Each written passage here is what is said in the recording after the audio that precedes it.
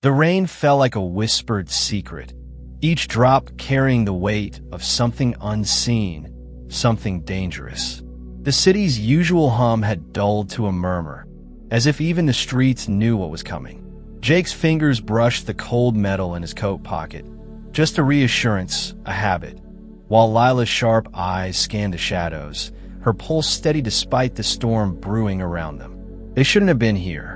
They definitely shouldn't have been asking about the Black Lotus. But some debts couldn't be left unpaid. Some lines couldn't be uncrossed. And tonight? Tonight, they were about to find out just how deep the darkness went. One wrong move, and the rain wouldn't just wash away the blood. It would bury them with it. Please wait.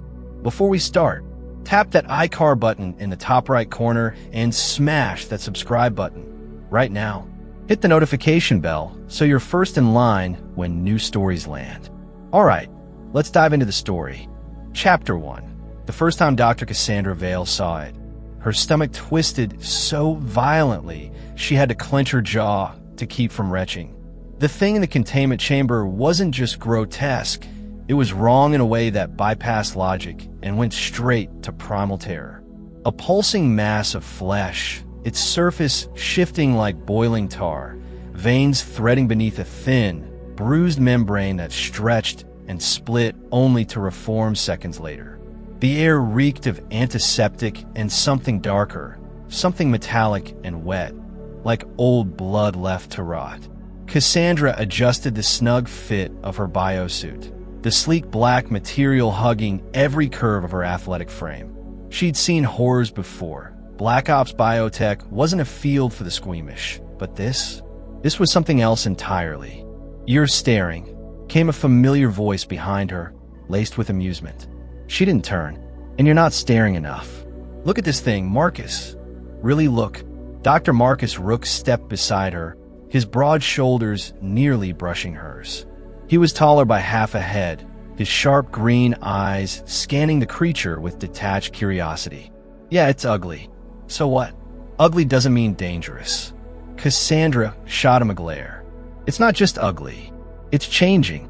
Look at the way the tissue reorganizes, like it's adapting in real time." Marcus smirked, crossing his arms. "Maybe it's just shy. Ever think of that?" She rolled her eyes. "You're impossible." A wet, guttural sound cut through the air. They both froze. The thing in the chamber had gone still, except for one grotesque limb, a twisted approximation of an arm, pressing against the glass.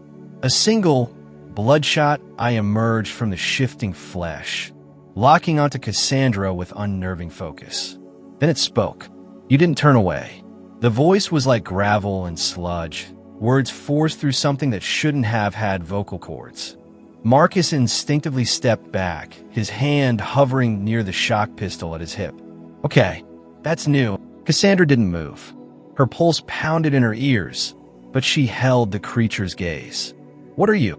The thing's eye gleamed, its flesh rippling like liquid. "That means you're worthy."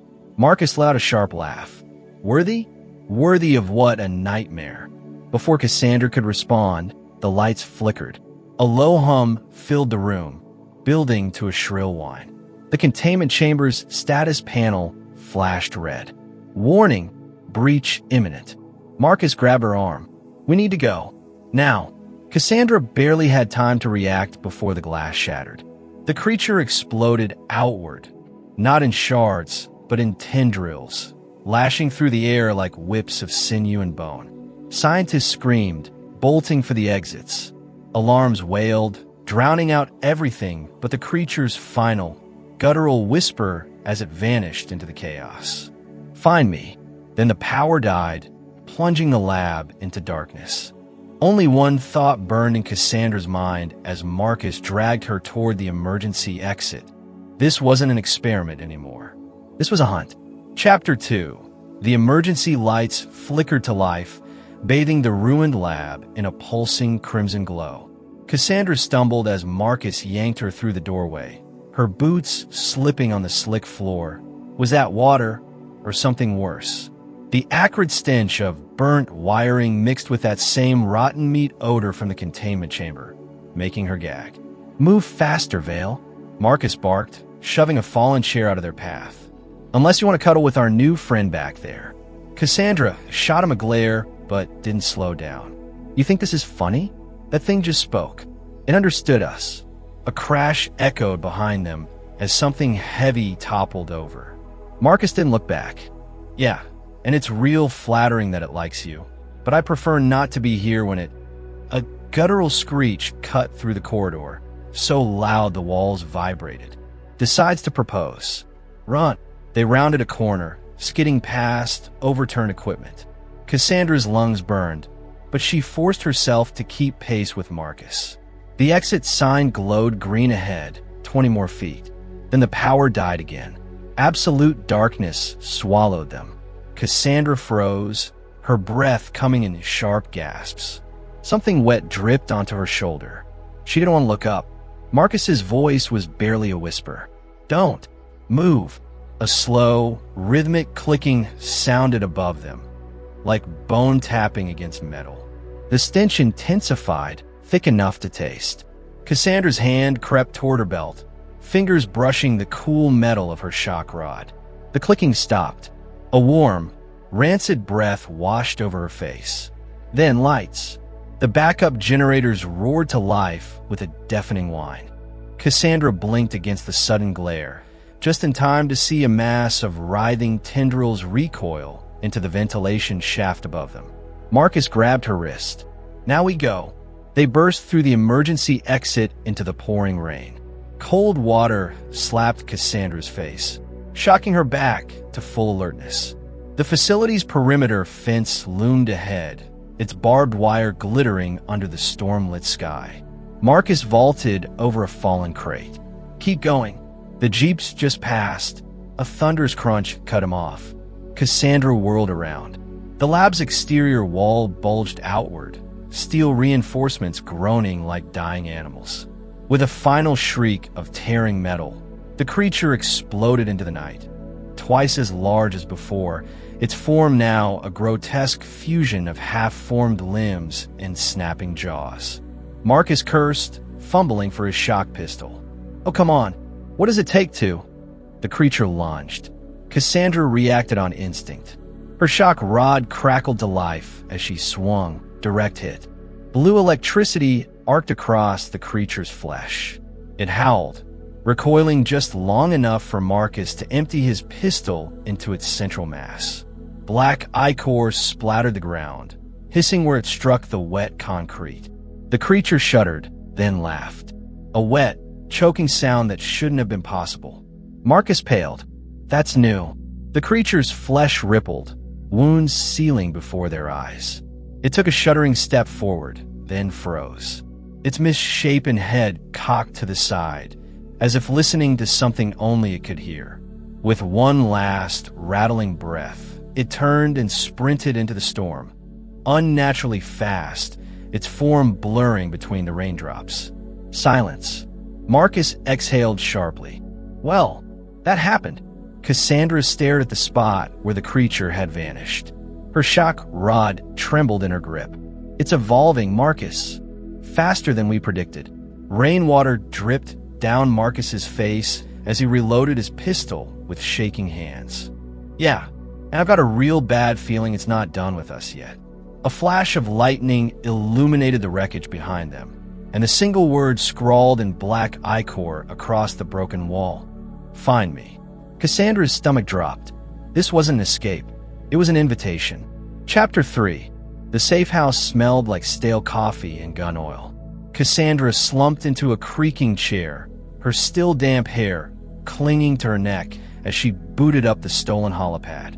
The dim glow of the screen cast sharp shadows across her exhausted face. Across the room, Marcus paced like a caged animal, his boots leaving muddy prints on the cheap linoleum. "You realize we're officially fugitives now, right?" He dragged a hand through his rain-soaked hair. Security footage, weapon discharges, not to mention the whole lab explosion. Cassandra didn't look up. "You got a better idea?" "Because I'm all ears." Marcus stopped pacing. "Yeah, we call command. Full disclosure. Let them handle what exactly?" Her fingers flew across the holographic keyboard. That thing took 3 direct hits from your pistol and walked it off. What makes you think standard protocols will? The holopad pinged. A classified file unfolded in the air between them. Subject Omega. Siberian recovery. Marcus leaned in. Wait, that's above our pay grade? Yeah. Cassandra zoomed in on the meteorite impact site photos. The crater was enormous. The surrounding trees flattened in a perfect radial pattern. But it was the containment unit that made her blood run cold. A twisted metal coffin barely large enough to hold a human. Marcus whistled low. That's not a research pod. That's a prison. Cassandra tapped another file. Security footage played. Scientists in full hazmat suits unloading the container. Then static. When the image cleared, only one figure remained standing. The rest are those bones? Marcus's voice cracked. Cassandra swallowed hard. The timestamp showed the footage was 3 weeks old. They've known. This whole time, they've known it was lethal. A sudden thud from the hallway froze them both. Marcus's hand went to his empty holster. Please tell me that's the radiator. Another thud. Closer. Cassandra slowly reached for her shock rod. We're on the 3rd floor. The doorknob rattled. Marcus grabbed a fire extinguisher. Real subtle. Our stalker is. The rattling stopped. A long silence stretched. Then, you're still looking. The voice was unmistakable. That same wet, guttural tone from the lab, but clearer now. Almost human. Cassandra's grip tightened on her weapon. What do you want? A chuckle seeped through the door, dark and amused. Wrong question, Doctor. The wood splintered inward as something massive slammed against it. The deadbolt held for now. Marcus braced himself. Next time, let's pick a safe house with 2 exits. Cassandra's eyes darted to the window. 3rd floor. No fire escape. Got any bright ideas? Another impact. The door frame cracked. Marcus hefted the fire extinguisher. Yeah, we stopped being polite. With a final thunderous crash, the door exploded inward. But it wasn't the grotesque mass from the lab that stepped through the wreckage. It stood on 2 legs now, taller than Marcus, its form streamlined into something almost human. The skin still shimmered, still moved, but the features were sharper, defined, and its eyes, Cassandra's breath caught. They glowed. Better, the creature purred, tilting its head. Now it can talk properly. Marcus swung the extinguisher. The creature caught it one-handed, crushing the metal canister like aluminum foil. Or, it mused, we could skip to the fun part. Cassandra's shock rod hummed to life. What are you? The creature smiled, revealing rows of needle-sharp teeth. The future. Chapter 4. The creature, Nyx, moved with liquid grace as it circled them, its glowing eyes tracking every twitch of their muscles. Cassandra kept her shock rod raised, the blue current crackling between the prongs. Marcus edged backward, his shoulder brushing against hers as they formed a defensive stance. You're afraid? Nyx observed, tilting its head. Good. Fear means you're smart. Marcus bared his teeth. And what does crushing fire extinguishers mean? That you're compensating?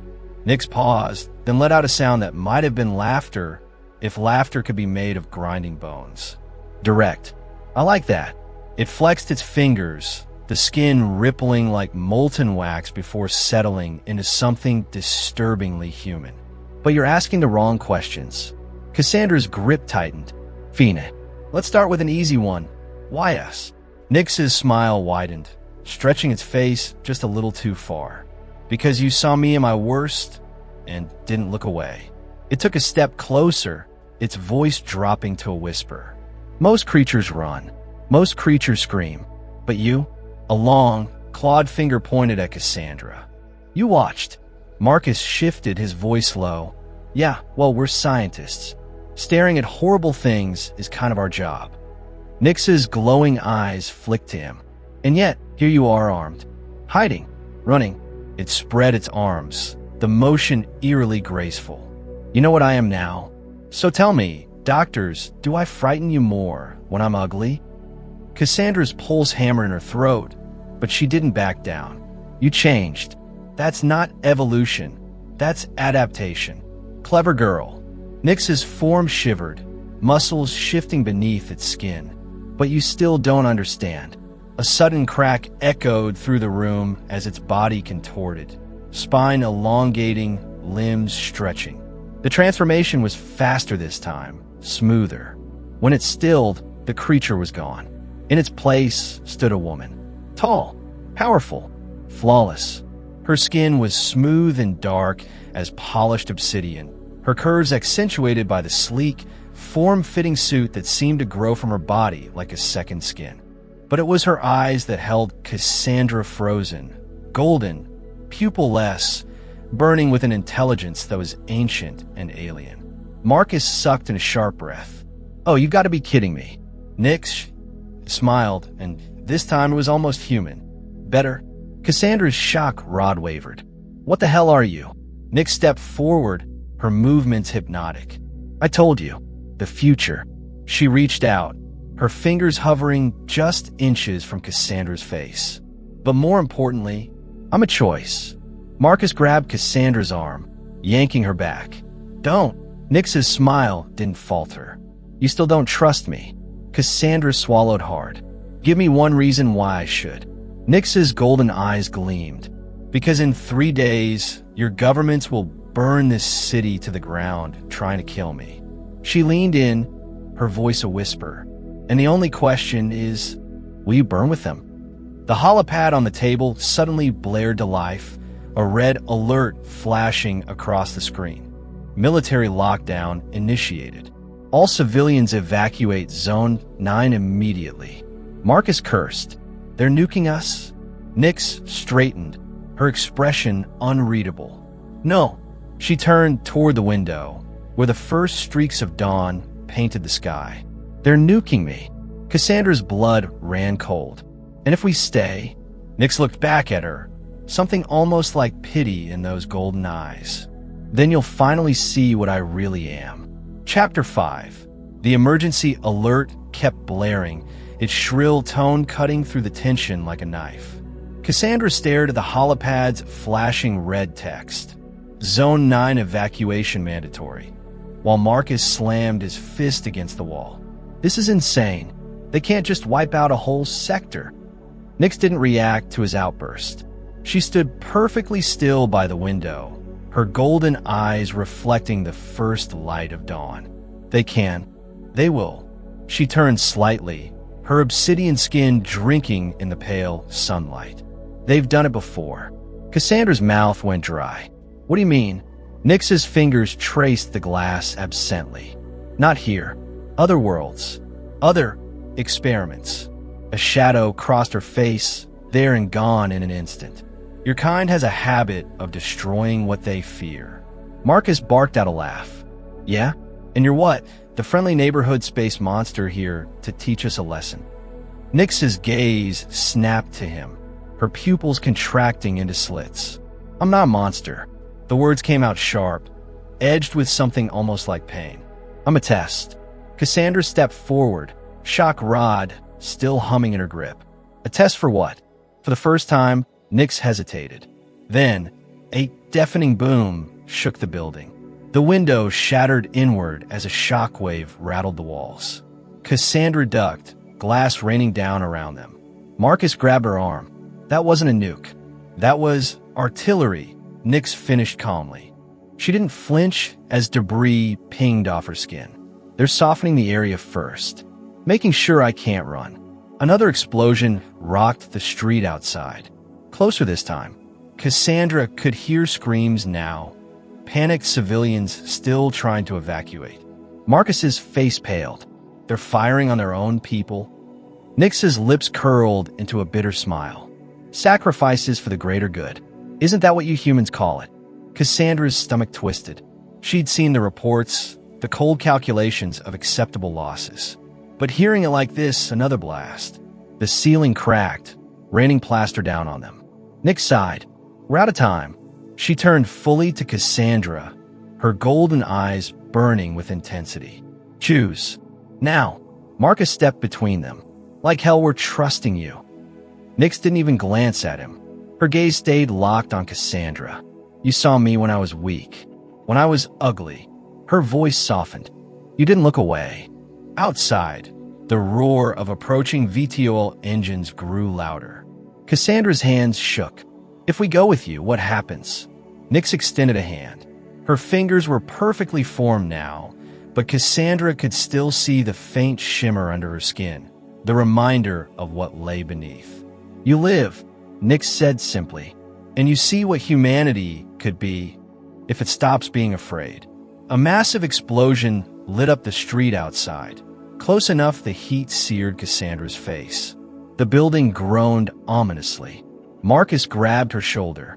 Cass, we gotta move. Cassandra looked at Nyx's outstretched hand, then at the destruction outside. She made her choice. Her fingers closed around Nyx's. The world blurred. For a heartbeat, Cassandra felt like she was being pulled apart at the molecular level. Then silence. Cool air. She gasped, stumbling as solid ground reappeared under her feet. They stood on a rooftop. Now, the entire city spread out below them. The bombing zone looked distant, like a toy model set on fire. Marcus doubled over, gagging. What the hell was that?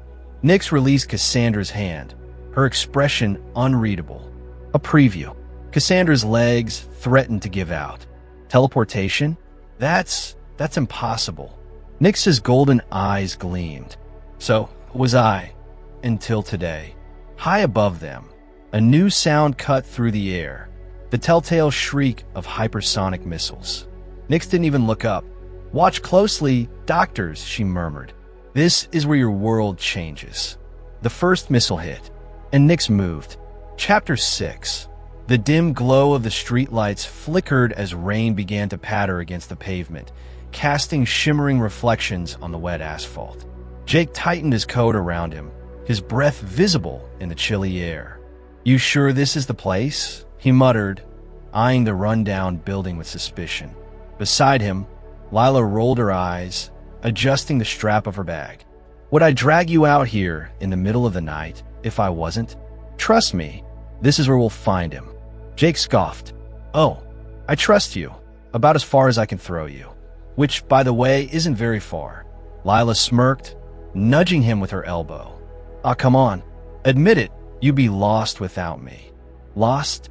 More like bored out of my mind. Jake shot back, but the corner of his mouth twitched upward.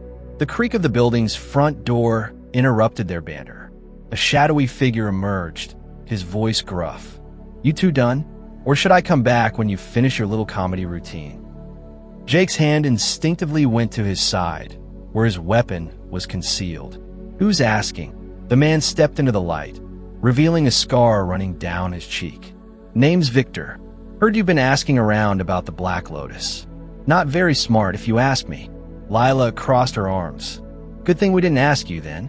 We need information, and we know you've got it. Victor chuckled, shaking his head. Brave words for someone standing in my territory. What's stopping me from just taking care of you right here? Jake's fingers twitched. Try it. See what happens. The tension hung thick in the air until Victor suddenly burst into laughter. I like you too. Stupid, but entertaining. He jerked his head toward the door. Inside, and keep your hands where I can see him. The dim interior smelled of stale smoke and old wood. A single bulb swung overhead, casting eerie shadows.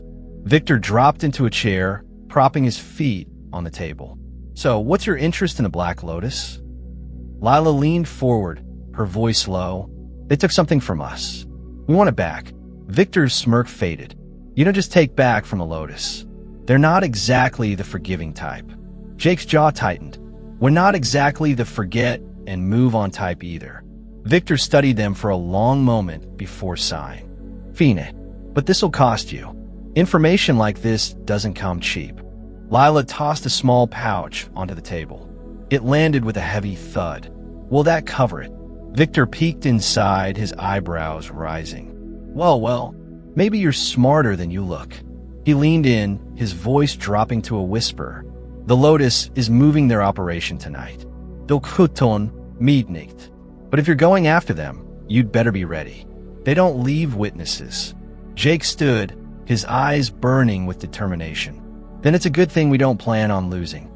As they turned to leave, Victor called after them. Hey, if you survive, drinks are on me. Lila threw a grin over her shoulder. Better start saving up, Victor. We've got a habit of proving people wrong. The door slammed shut behind them, the rain now pouring in sheets. Jake glanced at Lila. You sure about this? She met his gaze, her expression fierce. Never been more sure of anything in my life. Let's finish this. And with that, they disappeared into the storm, the weight of their mission pressing down on them like the thunder rumbling in the distance. The night was far from over, and the real battle was just beginning. Chapter 7. The dim glow of the streetlights flickered as rain began to patter against the pavement, casting shimmering reflections on the wet asphalt. A cold wind whistled through the narrow alley where Jake and Lila stood, their breaths visible in the chilly air. You really think this is the place? Lila muttered, pulling her jacket tighter around her. Looks like the kind of spot where people disappear. Jake smirked, adjusting the strap of his bag. Relax, would you? If we wanted safe, we'd have stayed home.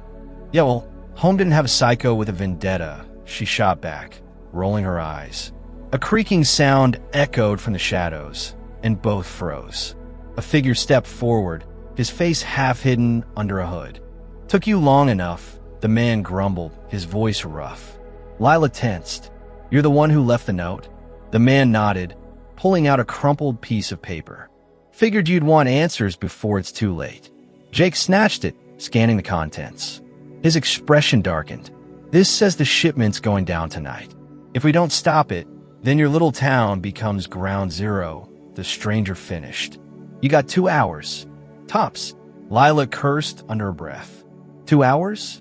That's impossible. Jake's jaw tightened. Not if we move now. He turned to the stranger. Why help us? The man hesitated, then pulled back his hood, revealing a scar running down his cheek. Let's just say I owe someone a debt, and this is me paying it. Lila exchanged a glance with Jake. You trust him? Jake shrugged. Do we have a choice? The stranger chuckled dryly. Smart kid. He tossed Jake a set of keys. Take the bike around the corner. It's fast. And try not to die. Lila groaned. Oh, that's reassuring. As they sprinted toward the bike, the rain picked up, soaking them within seconds. Jake revved the engine, and Lila climbed on behind him, gripping his shoulders. You ever driven one of these before? She shouted over the roar. Jake grinned. How hard can it be? Lila's grip tightened. Famous last words. The bike shot forward, weaving through traffic as they raced against time. The city blurred around them, neon lights streaking past. Lila leaned closer, her voice barely audible. What's the plan when we get there? Jake's expression turned grim. Improvise. She groaned. I hate when you say that. A sudden screech of tires cut her off as a black van swerved into their path. Jake barely dodged, nearly tipping the bike. Lila gasped. They're onto us. Jake gritted his teeth. Hold on. He twisted the throttle, the bike lurching forward as bullets whizzed past. Lila ducked, her heart pounding. This is not improvising. This is suicide. Jake laughed, adrenaline surging. Same difference. The van gained on them, its headlights blinding. With a sharp turn, Jake veered into an alley, the bike skidding dangerously. Lila yelped, You're insane. Jake's eyes gleamed. Yeah, but it's working. The van crashed into a dumpster behind them, its engine sputtering. Jake didn't slow down. Lila exhaled shakily. Remind me why I keep following you into these messes. He smirked. Because you'd be bored without me. She punched his arm. I'd be alive without you. The warehouse loomed ahead, its gates half open. Jake killed the engine, and they slipped inside, the air thick with tension. Lila whispered, You ready for this? Jake met her gaze, nodding. Together, she smiled faintly. Always. The door creaked open, revealing the showdown waiting in the shadows. The end was near, one way or another. And that was the end of the story. Comment below if you want the next chapter, and hit that like button. Please subscribe. turn on the bell, and as always, keep the last light burning.